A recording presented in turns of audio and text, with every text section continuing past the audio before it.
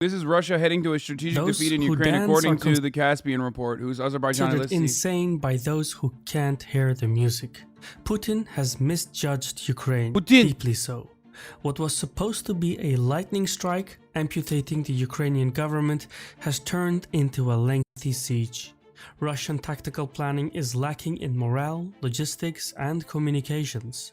Ukrainians are fighting back. They don't want to be part of the Russian backyard. Meanwhile, America and Europe are imposing severe costs on Moscow, so much so that Russia has surpassed Iran as the most sanctioned nation with a record-breaking 5,532 sanctions in total. Even in the information war, Russia is performing poorly. Every conflict is a battle for public opinion, and Russian credibility... I love when people say that. Russia is losing in the information war. Like, as though they have any fucking... Like, as though they could ever go against, like, every Western nation, literally up in arms, collectively banning any Russian outlet ever, and also simultaneously pumping out, like, pro-Ukrainian propaganda for morale 24/7. Yeah, no shit, dude. Of course they're losing that. The only area, and there's the other side of this though. The only area where actually there is pro-Russian media is China and India. And for some reason, Westoids are just like completely fucking, completely oblivious for some weird reason to these massive fucking countries that are at the very least neutral towards Russia in this circumstance. Some of these shadows show why saying America bad, NATO bad isn't a substitute for theory and materials analysis. In one fucking world could have supposedly left to take 10 steps back past. Ukraine is not innocent and a land on Russia is innocent though. Yeah, I don't know. I think just like angry people who literally just hate America. Russians ban any Western source though. What was the left supposed to do? Let them spew obvious fake shit? No, I'm just saying that, like, that's the reason why Russia's not winning the propaganda war in the West. They can't. They could never do that. The West will pull a Russia on Russia real fucking quick before Russia could pull a Russia on the West. Okay? But then we act like that's not the case. But anyway, whatever. Let's continue. ...is faltering. No one is buying Moscow's justification for war. From the Baltics to the Caucasus to Central Asia, Russia's neighbors feel uneasy, ceaselessly pondering who is next on the Kremlin's hit list. All of these factors affect Russian policymaking. It's okay, bro.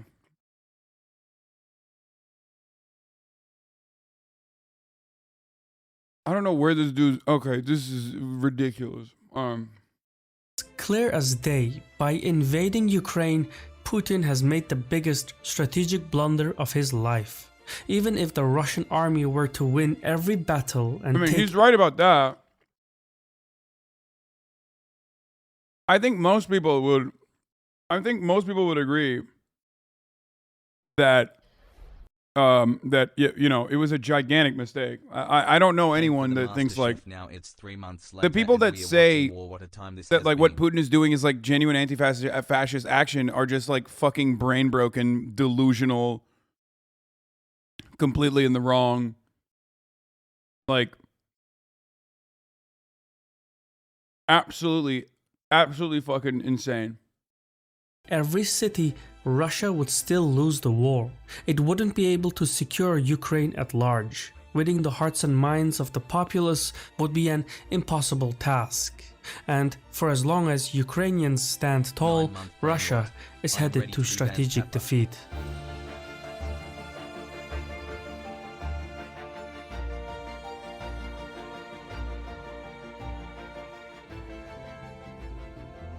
Today's video is sponsored by Ground News. Keeping up with events in Ukraine can be difficult at times. Some stories are... Just stop shitting on me, country. Listen, they're just saying Moldova better watch out. And what, you think they're wrong? You've been in this community for like 5 years, and you've only talked about how Russia is psychotic and violent. Moldova, Mama Liga. It's like you're the number one guy who's always saying Moldova needs to watch out.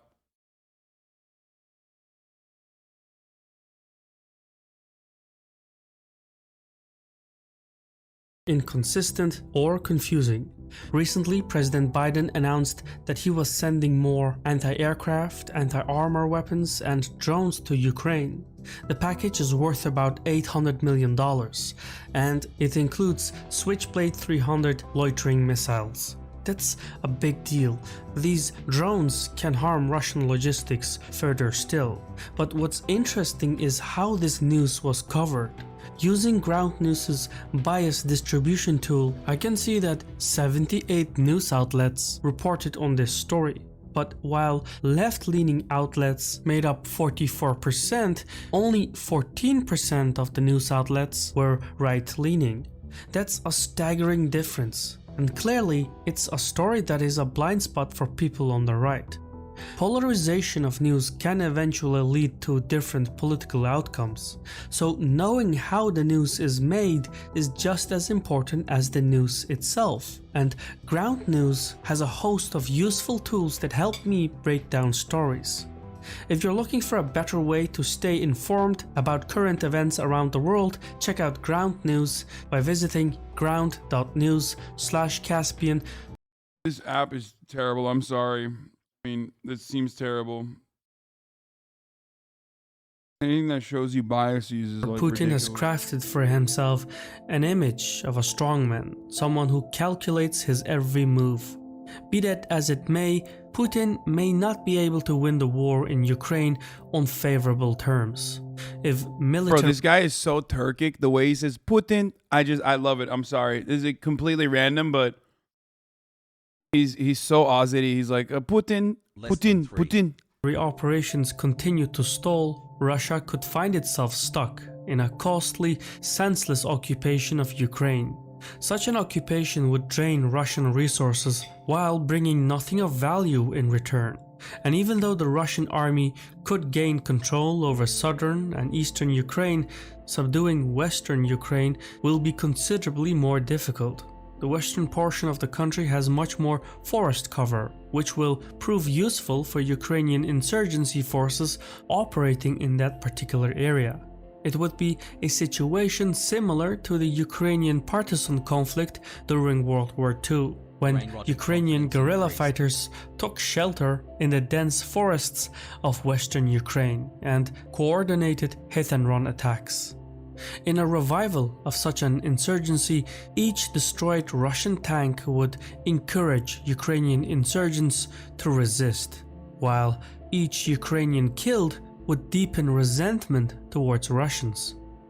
Resentment, hate, loathing, and disgust are ugly emotions, but powerful nonetheless. Hate can move nations, mobilize entire societies, and like nourishment, it can sustain the Ukrainian insurgency for generations. Backed by the West, that Ukrainian insurgency would be heavily armed and well financed. And for as long as it operates, it would drain on the morale of Russian troops and possibly drive the Russian economy into poverty. History is packed with instances where ragtag militias ousted superior occupational armies from power. For example, in the 1950s and 1960s, Algerian guerrilla fighters found ways to break the superior French army and sap away at the political will in Paris. Likewise, even if Russia were to gain tactical gains on the ground, it would still face strategic defeat. The fundamental truth is that it is easier to conquer a country than to hold on to it. The Russians wouldn't gain what they sought out to achieve, which is a stable buffer separating the Russian heartland from the competition in NATO. The unintended consequences of the war Okay, he's 100% right on this. This part, he's 100% right.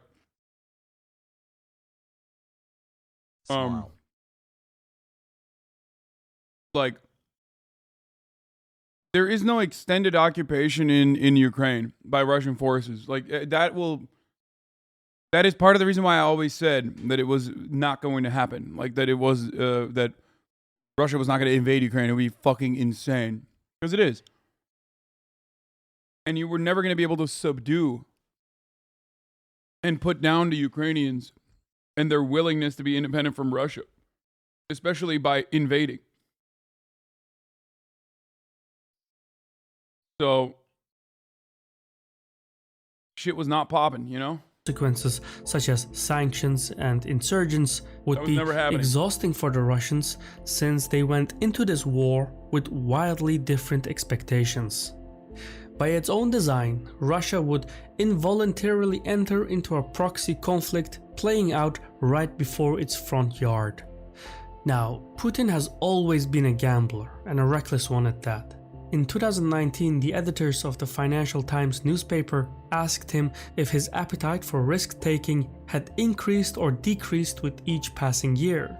Putin responded by citing a Russian phrase. Не увеличилось, не снизилось. Риск всегда должен быть оправданным. Но это не тот случай, когда можно применить известную такую веселую расхожую фразу. Кто не рискует, тот не пьет шампанского. Это не тот случай. Putin took considerable risks in Georgia, Syria, Crimea, and Donbass, forcing Western policymakers to accommodate. The risk that he took in Crimea and Donbass and Georgia is nothing in comparison to Ukraine. Like, you can't even make the comparison.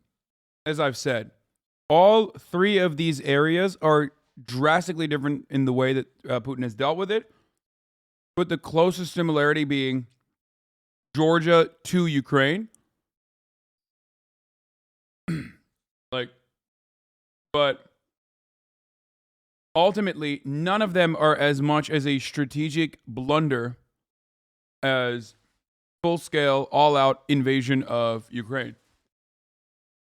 Cooperate, and negotiate with him. I know how to get to the man. And while those risks paid off, his Ukraine gamble is already showing signs of blowback. Sure. One of the most perplexing shortcomings is that there seems to be no political plan for the day after. What happens after taking Kiev is unknown. The Kremlin could muster a secret police to subdue the Ukrainian population. It could also stage an election and put in power a pro-Russian government body in Kiev. Call it Vichy Ukraine, but the authority of that body would be questioned by foreigners and Ukrainians alike. Much like the American lack of political planning in Iraq and Afghanistan, Russia would enroll in an unwinnable occupation. Instead of a stable buffer space that the Russians wanted, Ukraine would turn into a highly volatile conflict zone that could also spill over into Russian territory. The ultimate result would be the opposite of what the Russians set out to achieve. What's more, a quagmire in... I 1,000,000% agree with everything he's saying. Like, there were some parts originally that I did not like, but everything he's saying is completely correct. The only way to have dealt with this was through as much soft power as possible and using your strategic relationships that you have with your trade partners in Europe, and to constantly show the world that America was like ruining and sullying this this situation. Even like utilizing OSCE. Like Western fucking outlets and Western installed security measures that you could literally, at the very least, like show and build a better case for the crimes against humanity that were occurring in Donbass.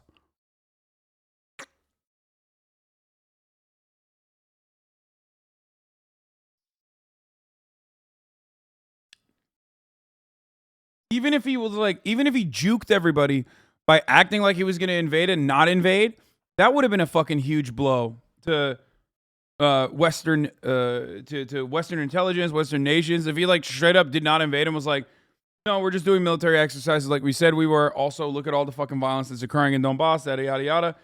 Even then, it could have been fucking a way better strategic move than straight up invading Ukraine and making Zelensky, a person with like 28% approval rating, become a fucking international hero.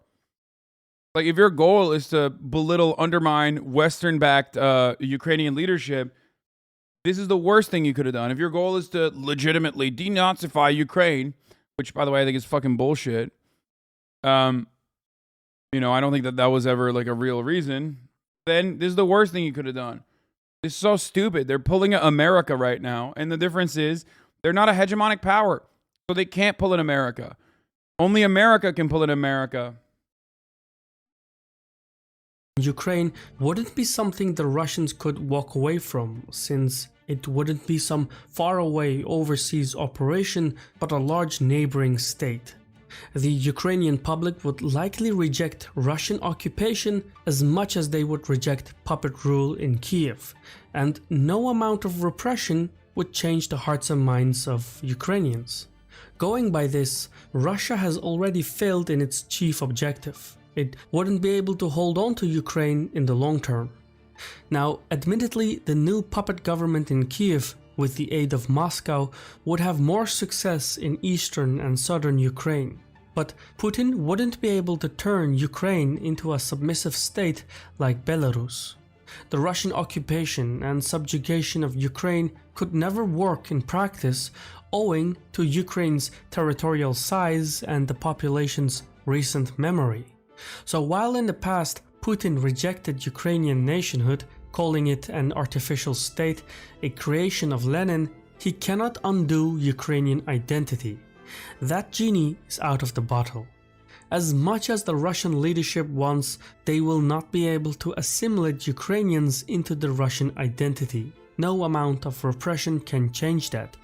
In fact, by kicking the hornet's nest, the Russian occupation is actually strengthening the Ukrainian perception. Exactly, dude. This is 100% the part of the argument that I agree with in its entirety, which is occupying Ukraine, once again, only stokes up nationalist attitudes and justifies them and legitimizes them.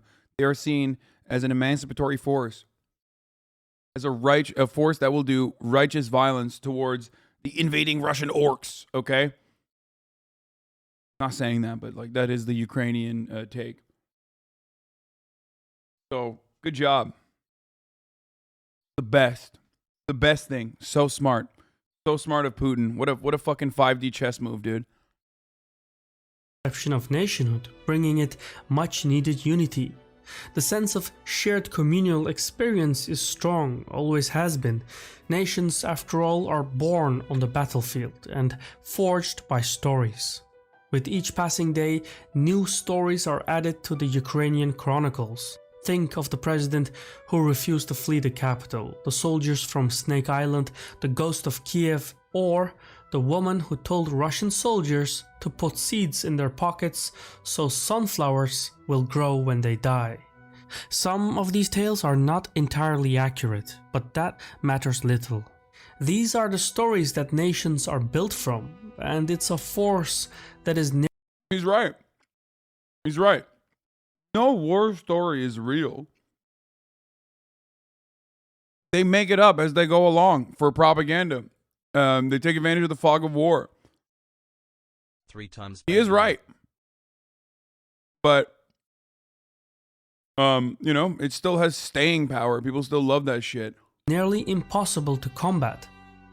Meanwhile, on a global... Some are real. Yeah, totally, dude. Like the ghost of Kiev, right? Or the Snake Island guys, actually, they died. Level, the sanctions imposed on Russia would split the country from the globalized economy. Capital flight will become a daily reality, foreign investment will dwindle, technology transfers will cease, and innovative firms will look to leave the country. Even hydrocarbon markets could close businesses in Russia, which would make it nearly impossible to reform and modernize the Russian economy. China could become an invaluable ally for the Russians, but China cannot carry the weight of the entire Russian economy. That is just not going to happen. So even if somehow Moscow manages to subdue Kiev, Russia itself could fall into ruin in the process. A key variable in the fallout will be the Russian public and its perception of political leadership. In the past, assertive military policies proved popular at the polls. The Syrian intervention and the Crimean annexation performed well for Putin's approval ratings. However, Ukraine is close to home. It holds an entirely different Hey, meaning Hasan. for Russia. Thanks for the great content. Slime 14 high. It's also 44 million people. Not every single person is like pro-Russia, like they were in Crimea. You can take over Crimea without firing a fucking shot. You can't do that to Ukraine. It's entirely different. Russians. There are millions of mixed Russian-Ukrainian households, and the two nations share deep-running cultural ties. Eventually, information about the war in Ukraine will spill over into Russia proper. And as much as the Russian propaganda machine will try to conceal, Stop. twist, or disprove things, Stop. You found a guy watching me on the plane, dude? That's awesome. Hey, yo, that's sick as fuck, dude.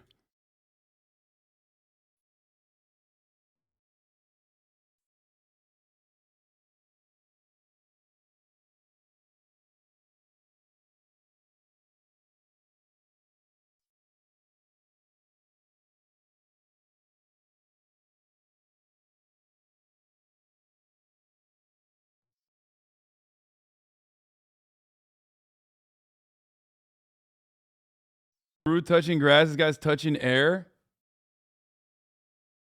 I wonder if it was a hate watcher or not.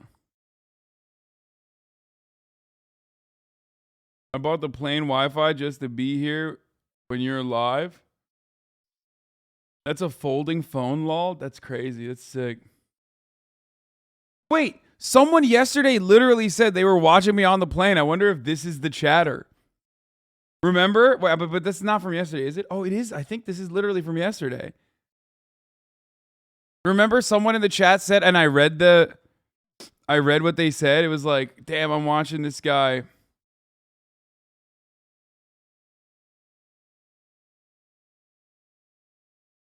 What? Oh, he's not wearing shoes. Oh no!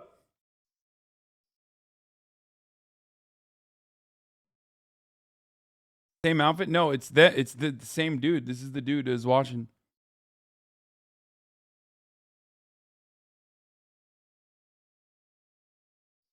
No, this is definitely an anarchist, dude. That guy said something like the future is crazy, right? Yeah, literally.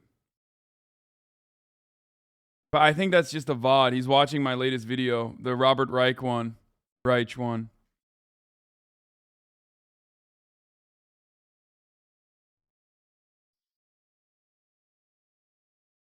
Oh, you're wearing the same outfit in the Everyone video? needs to No, keep their that's shoes on I'm when not wearing flying. the same outfit on the video. I'm wearing a little bit different one.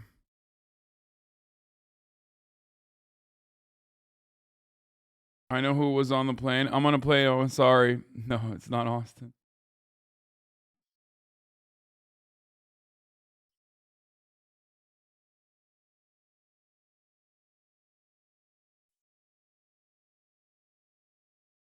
I was watching butt naked in an outdoor public bath in Japan 2 days ago. That's sick. I love that, dude. People getting caught watching me in public is my favorite fucking thing. But especially the weirder the situation, the better. What's the ratio of hate watcher to legit watcher? Oh no, it's not that.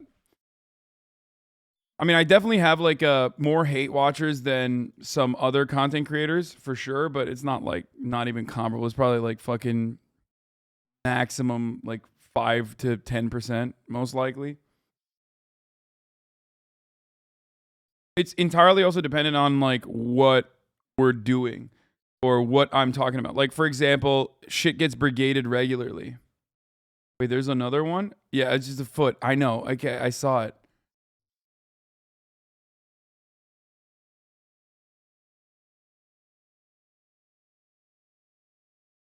You think 3K people in here hate watching right now? Maybe.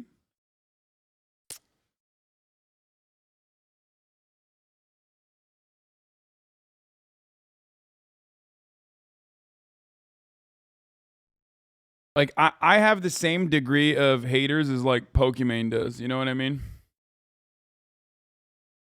Like, that's a good comparison in my mind, is, like, me and Pokimane. Like, a percentage of... We have, obviously, a much larger community of, like, adoring fans who are dope and awesome. But then we also have a much, much larger percentage of hate watchers that watch us. If you compare us to like another content creator, do you know what I mean? Yeah, people also hate you because you're a woman as well. No, I always jokingly say, whenever people tell me like, you know, oh my God, dude, you, given what you do, you have like some of the worst haters or whatever. I'm like, yeah, it's the same as like being a woman on the internet, which sounds like such a fucking annoying like male feminist ally take, but it straight up is true. I promise you, you will never understand it. If you're not a content creator who is a woman on the internet, you will never understand this. Straight up, women on the internet, abso-fucking-lutely, without a doubt, get more hate than like anything else. Like just a random person on the internet. Fixed the government. Fake socialist SMH. A lot of people only don't like Poke because she's the N-word. That's fucking bullshit. Suck my fucking dick, dude. That is absolute bullshit. You are just a young Zoomer who saw Gideon video and then didn't actually see the apology and like makeup video that they had. That is literally not even remotely fucking true. No, that is a justification that people try to use for hating on, just shitting on her. That's it.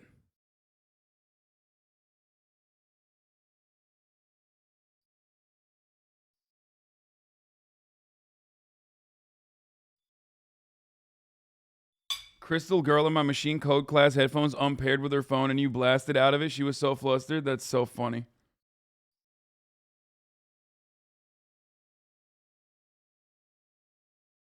So much brain rot, so little gaming sag.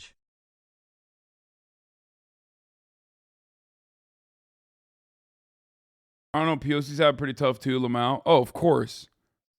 Of course. I don't know if you know this, but like POCs can also be women too.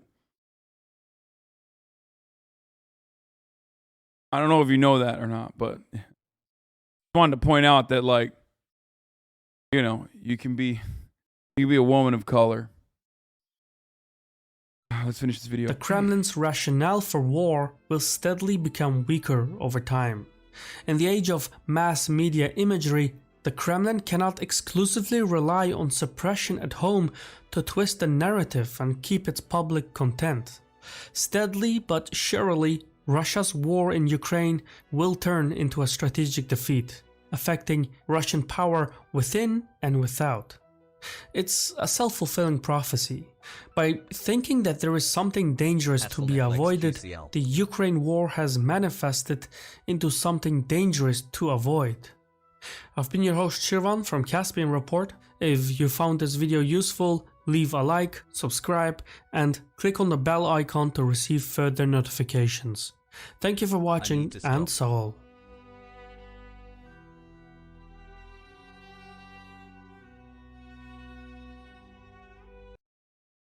Shirvan!